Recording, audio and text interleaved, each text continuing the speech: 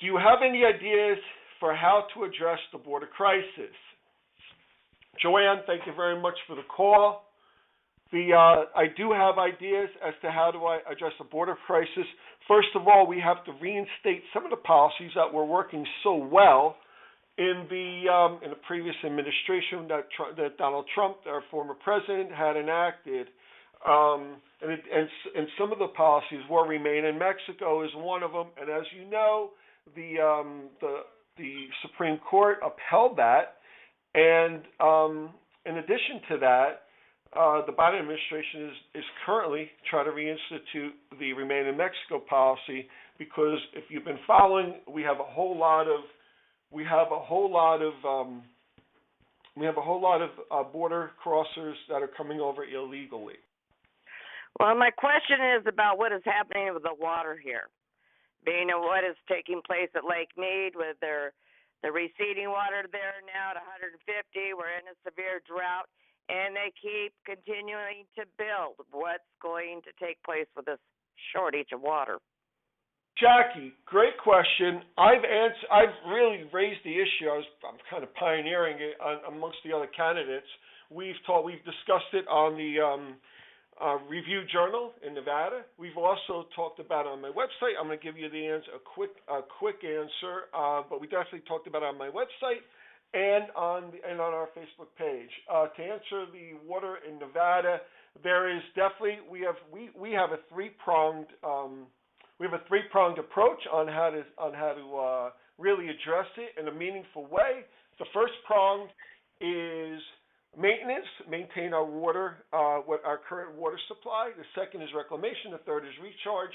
The maintenance is what you're talking about. You're right. We have to know what our outflows are versus the inflows, and what we have to do after that is then really, from a planning perspective, get really involved with are we really taking? We have to really ask ourselves: are we really building too much from a planning perspective? But on the reclamation side, we have to reclaim water, and on the recharge side, we definitely have to recharge our water supply, but not in a way you might think. We're going to have to really look regionally and outside the district to really take care of what's going on in our water supply. Totally 100% on your side. Yes, my father and your father actually left Hungary together at the same time, so you got 100% my support. I want to let you know that I truly believe that as a businessman, I think that you can be a valuable asset to our future. But when it comes down to COVID-19, everyone in my family, inside my household, has currently contracted COVID-19. We have had the antibodies. We're Roman Catholic, and we would like to know how you would feel about stopping these mandates for people based on religious preferences, as it is against our religion to accept a vaccine that has been used with aborted fetus tissue. Right. To answer your question, thank you very much. I'm just going to repeat it just so we get the gist of it, which was pretty much you're talking about religious exemption, correct? Because you've already had it, and you said you're a Catholic, and you have a religious exemption. Is that correct? Yes. Okay, no problem. So, Attila, I would like to say that with respect to vaccine mandates and things like that, absolutely, the religious exemptions should definitely be respected, and quite frankly, I'm not even sure that the mandates really have any place in our society, to be honest with you. The people should have a choice. We're not into this month one. This is year 2, going into year 3. A lot of people have already contracted, as you already mentioned, have already contracted it, have antibodies in it, and the whole vaccine mandate, it's almost becoming like a passport to go, just to get from point A to point B and around our society. However, and this is probably the biggest reason Why is the hypocrisy in it? How many people are crossing the border every single month? 200,000. Do any of them require a vaccine? Absolutely not. And it's horrifying. How about the people delivering your mail? 650,000 of them. Are they exempted? Absolutely. So it's kind of hard to make only the people who are working have to get the vaccine, but the people who are not. Do you need a vaccine to be on certain certain government subsidies? Absolutely not. So it almost is like the people that are working are getting singled out. And of course, our first responders, people in our military, people in our defense industry, et cetera, are all getting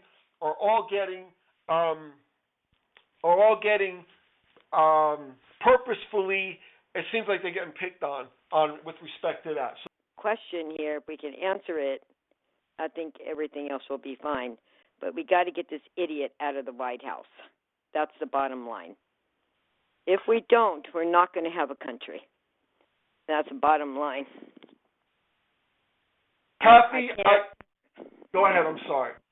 I can't even watch the news anymore. I'm a business owner here for 31 years in Las Vegas, and I cannot deal with the way things are being ran, and with the governor here as well. He's got to go too. You're 100% right, Kathy. We have to take back the House, which is what we're definitely trying to do. Yeah. My campaign is working very, very hard to make very, very big inroads in this area, and also with respect to taking back the House, 5 seats to flip. We can do it. We are a huge district, a huge battleground district, and we could definitely flip the seat. With respect, once we get in there, then we really start to get to work. Reverse a lot of policies, begin with the immigration and everything else that he and the Democratic Party has kind of unleashed on us. Our energy independence. We used to be energy independent as of less than a year ago. Now we no longer are. Our inflation is going up at a precipitous rate, and it's quite frankly all brought on by the incompetence of our new president and his administration. Well, I'm a long-time Republican, and I am an active voter, and I understand we have a lot of problems in the country, and I agree with the last lady that was on the phone. I'm a business owner here for many years, and I've got a situation where nothing is being done, and I wonder where this trickle down is going to happen. I mean, I've got a situation where I have neighbors who are renting next to me, and there's been consistent drug activity, which included violence the other week. I had the police here. They've been here numerous times. SWAT's been here. The owner keeps renting the house. What are you going to do for you're representing us, all right? What are you going to do for us? Who's going to answer to you to help the local people? I understand you're going for us to Washington, but I don't see any action from our council people. I'm with you on that, Rhonda. Rhonda asked a great question, because what we are seeing currently in our society, I mean, we've heard, it's almost cliche at this point, defund the police, but it's much bigger and much broader than that, because what they really want to do is decriminalize just about everything, and our prosecutors aren't prosecutors, so it's 2 prongs there. It's yes, they want to take the resources away from the people that are enforcing the law, but at the same time, they don't want to. On the prosecutorial side, they don't really want to prosecute, and in addition to that, then they want to take resources away from the incarceration end of it. So it's a multi-pronged attack, and and our current Congresswoman Susie Lee is totally in lockstep with this mentality that really works toward destroying our society, tearing down our quality of life, and really wreaking havoc on our standard of living. All of it, no good. We will get in there. They're trying to pass all kinds of laws right now to limit qualified immunity? Absolutely not. The local people need to be in charge of their local police force, and they need to make sure that the local police force and their local prosecutors and their local municipal leaders really hold their feet to the fire and really prosecute the crime that is really making victims of poor citizens like you, and I'm all for that. And the reason why they think they could get away with it is because the people in Washington are looking the other way and cheering the bad guys on. I'm not going to do that. President Trump decides to run again, are you going to be a rhino, which we don't need anymore, or are you going to support him? Great question, Alan. And I'm going to tell you, I supported Donald Trump, President Trump, twice in both times he ran, and personally, I also donated to his campaign many times. And I was an avid supporter. And if he decides to run again, absolutely. And the reason is that he had policies that were trying to put this country on the right course. His policies with respect to energy, his policies with respect to the border, his policies with respect to immigration, his policies. He was a person who wore his heart on his sleeve, and he was a person who loved the country. He loved the country. You could see it 100 miles away. The dude loved the country. He really, and as a business person myself, as a person who has multiple businesses in multiple states, and with a lot to lose myself, I can really appreciate what he gave up to run for president, because quite frankly, as we all know, the guy's taking arrows. He was taking arrows. He's not even in office anymore. He's still taking arrows. So everybody was kind of out to get them, because there's a huge faction in this country that really would like to see us fail and see the quote-unquote bad guys win. China is really almost ahead of us on hypersonic missiles. We're behind. We're kind of lagging behind on everything, quite frankly. And President Trump was not having it. Now we have a different guy in the White House, and the Chinese people are laughing at our expense. So to answer your question, what you plan on doing about the schools out here and the homeschooling laws they're trying to change? Daniela, that was a wonderful question, and my answer to that question is with respect to that.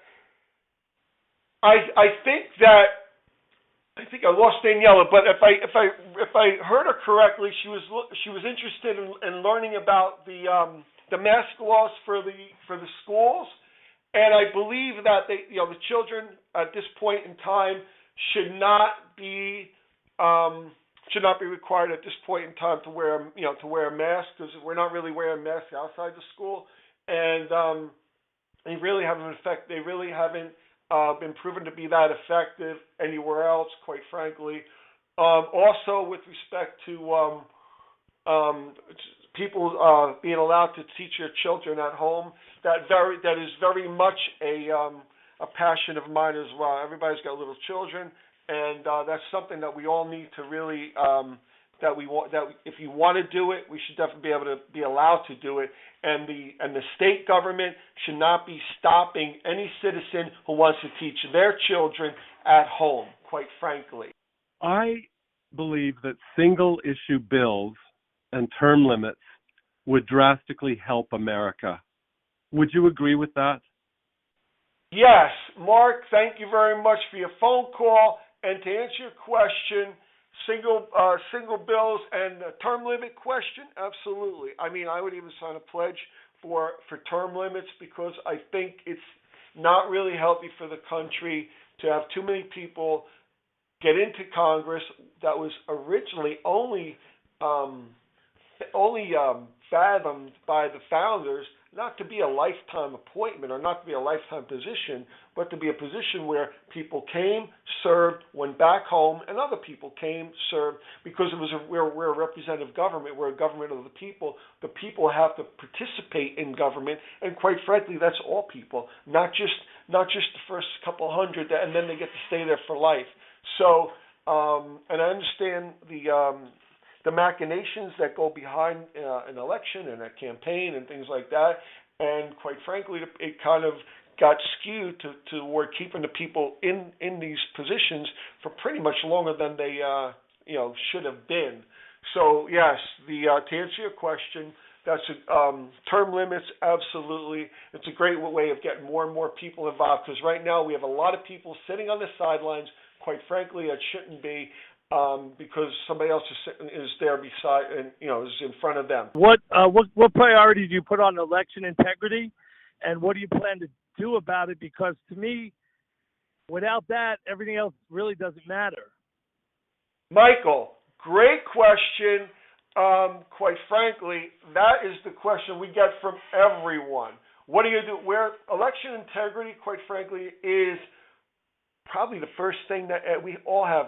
Every candidate, especially on the Republican side, every candidate is the number one priority of every candidate, because regardless of what grandiose ideas you have, what grandiose visions you have, what you're going to do when you get to Congress, that's the key. What you're going to do when you get to Congress, but what if you never get to Congress or any other elected position on account of election integrity? So yes, you are 100% right. And some of the things that we are thinking of doing and doing on a more proactive stance, preemptive litigation, to make sure that the voter rolls are purged to the point where you don't get 10 ballots being sent to the same address, because a rental unit for the first 10 people that have been there. Cannot have that. That's something that really has to get addressed and cleaned up. And then all the way along the line, there's got to be transparency. I mean, if you're going to do the balloting, the mail-in ballots, and you're going to do that should be a paper trail that should be able to be construed and looked at. 6 months after the election, you should have the ballot and you should have the envelope that the ballot came in, which, quite frankly, it was not the case. And we had all kinds of things happening in the last election that really, quite frankly, is the reason why so many people, especially on the Republican side, are as frustrated as they are with what happened, and not just in this state, all across the country. And it's a common theme. And yes, so to answer your question, yes. Election integrity, the number one, certainly top five. I mean, one of the things you want to do is we also want to convert the non-believers too, in terms of what we're saying, because there's got to be people who see what's going on, and they've allowed maybe some unscrupulous things to happen, and they've got to be kicking themselves saying, what the hell did we do? So hopefully that doesn't happen, but we're going to make sure it does not happen. And we're going to be, and we've done some workshops already, and we're going to have on our website, we're going to have a special election integrity page on our website that we're going to be coming out with, and we're going to teach everybody how to make sure that they don't become disenfranchised, they make their vote count, and most importantly, we don't allow other people to cheat. Don't want to have that happen. My question is about the critical race theory being taught in schools. Jackie, phenomenal question, and I guess here's how I'm going to answer that. There is a huge movement afoot to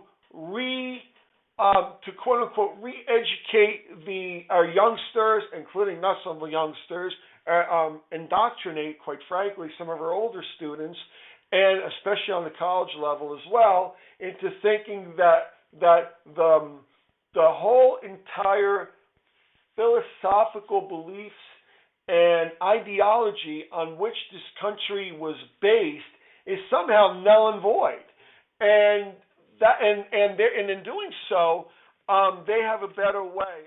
Don't believe it, because what they're really trying to do is surreptitiously supplant, and I'm saying what I'm saying very deliberately, surreptitiously supplant our way of life, our economic system, and our ideology with a socialist agenda and a socialist philosophy, and a socialist way of governing. We are people who govern ourselves. There are people who don't want to be governed. There are people who don't want that. And there are people who are hell-bent on bringing us a socialist society. You have no further to look than the two bills currently coming, making their way through Congress. The infrastructure that they're trying to promulgate under the term infrastructure, total nonsense. What they're trying to do is bankrupt our economy, and in that case, and then try to convert to what's called modern monetary theory, and it's totally it's harmful for the country, and they're using race as a vehicle to get us there. It's not about race; it's all about ideology, and in the meantime, they're poisoning our children's minds. They're poisoning our children's beliefs. You have children, you have sons and daughters arguing with their parent, fighting with their parents, and over the Thanksgiving dinner table that we're going to have in another month. For what? So, no. And I am going to definitely be a proponent against critical race theory. I was on the Board of Ed. I'm a civil engineer. I believe in reading, writing, and arithmetic. And quite frankly, if they stick to reading, writing, and arithmetic, you'd be surprised the rest of it will fall into place. Wondering how your business background is going to empower you to be the next congressperson to represent Nevada's 3rd and get a handle on the inflation on the consumers that we're seeing out here. And how do you plan on catching up to speed on issues that you may not necessarily be familiar with coming from the private sector? And I hope your wife and your kids are doing well. Theodore, thank you very much.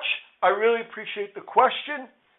And actually, it's a great question because it's one of the things that I personally think is going to really make me stand apart from some of my other competitors, certainly on the Democrat side, and then again, and also on the Republican side, because I have a business background in construction, public works construction.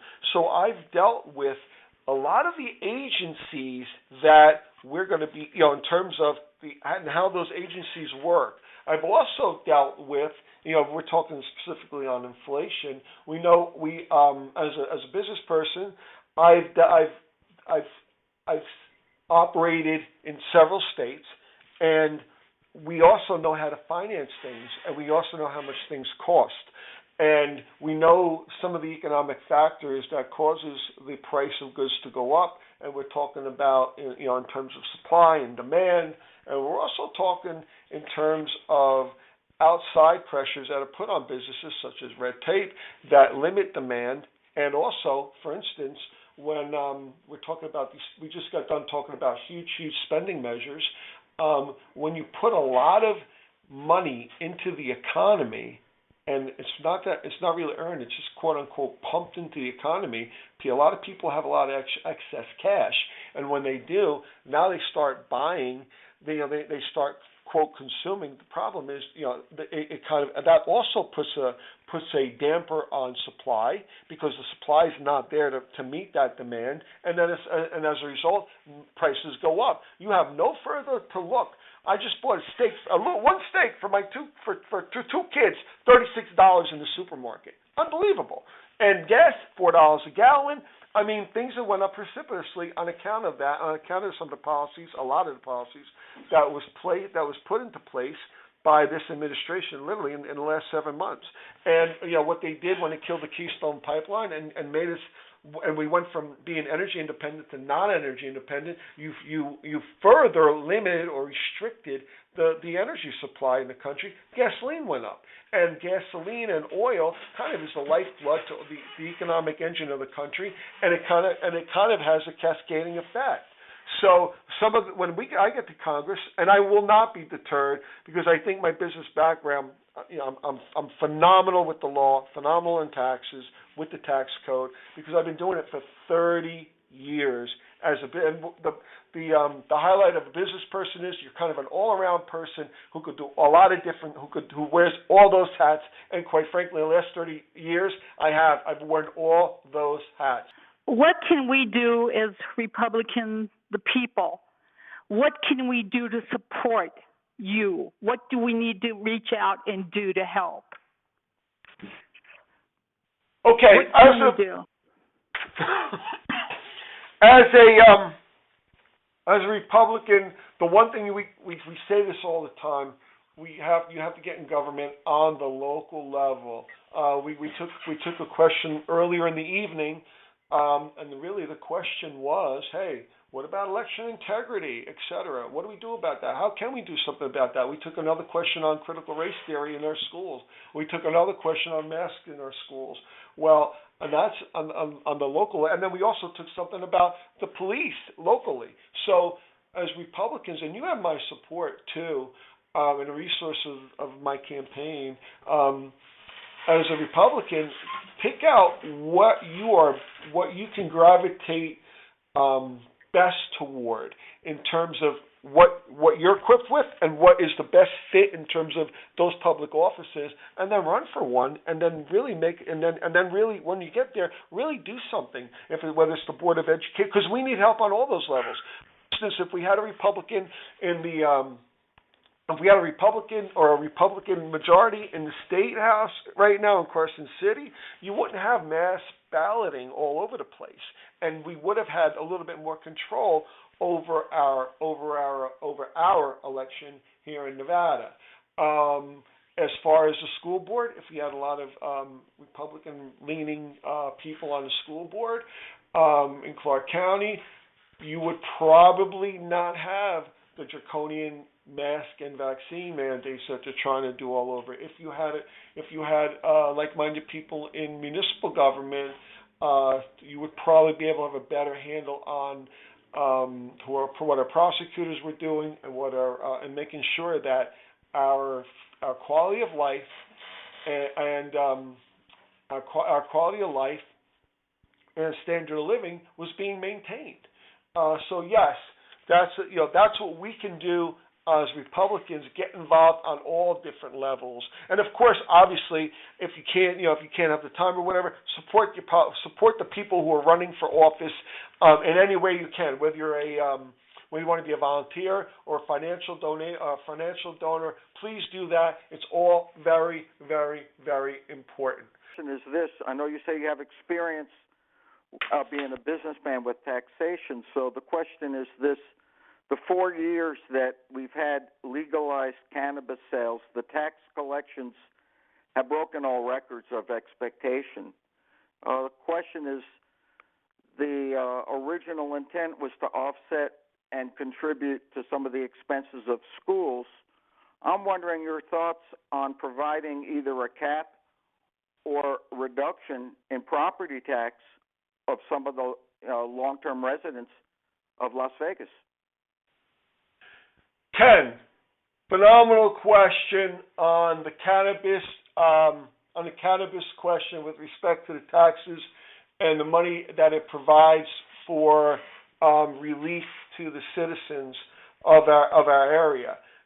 Quite frankly, if the state is able to, they should provide that kind of relief to the citizens, especially in the area of property taxes and the like. On a federal level, however, we're not quite there yet with respect to those types of policies that would affect your federal taxes.